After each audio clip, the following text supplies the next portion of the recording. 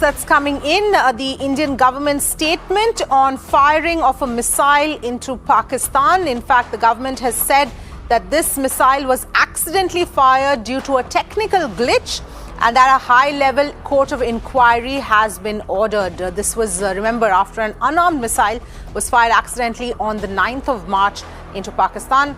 This is now a response coming in from the government on this missile that was launched, saying that it was fired accidentally due to a technical glitch and a high-level court of inquiry has been ordered. Those are the details here. Let me go across to Maruf Raza, who's joining us here to give us some more perspective. Maruf, your own assessment of this, and obviously importantly, despite whatever we say, it is going to be crucial to see what the response is to this from the other side. Well, Pakistan has already responded to say that their Air Force was in a state of alert and they took some standard operating procedures in case things had gone out of hand in terms of the missile. Unfortunately, if it had hit a habitated area, a civilian area, worse still, if the missile had hit a military establishment and led to considerable fallout, because sometimes the missiles tend to land on ammunition dumps and things like that, and there could be, unimaginable explosions all over the place, and this could easily ricochet out of hand. Fortunately for India, this landed in an area where there was no serious habitation, and I think except for one hutment, nothing really was destroyed.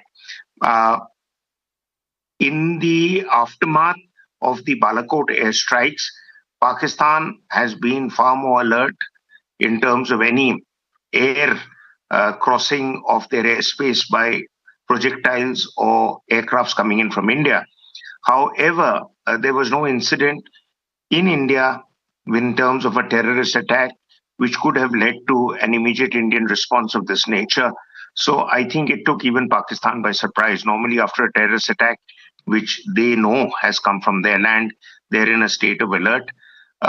What has really concerned to me and the international community, I'm sure, that it is very, very surprising that a missile of this nature could go off accidentally, because, missiles don't go off like rockets on a Diwali day.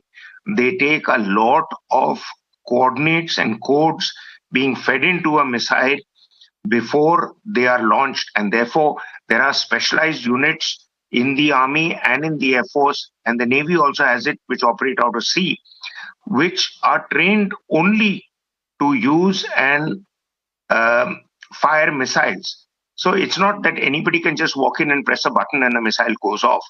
You need to have the whole procedures in place.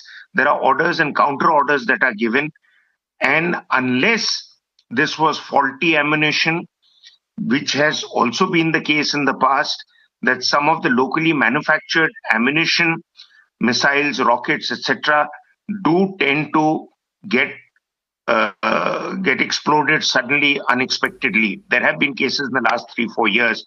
So unless that is the case, or there has been a complete goof up in terms of what orders may have been passed and what may have been interpreted by some missile operator, or thirdly, the missile, I cannot see why it was being test fired, if at all, from Sirsa.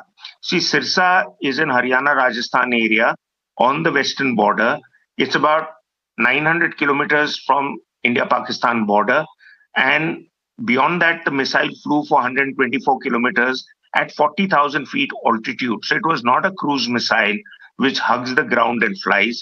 This was a high altitude supersonic missile which flew at the speed of 2.5 Mach, which is very, very fast. For example, some of the more famous missiles like BrahMos, they fly at a speed of 0.7 to 1 Mach.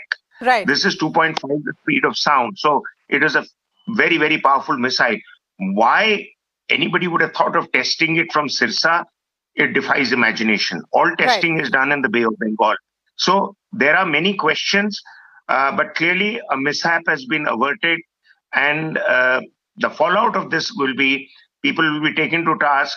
But in future, in the event of a conflict those who are missile operators may be cautious by many halves not to operate it, and we might have an adverse situation on our hands because nobody would have wanted to take a decision. So normally such kind of faux pas lead to extra caution in future.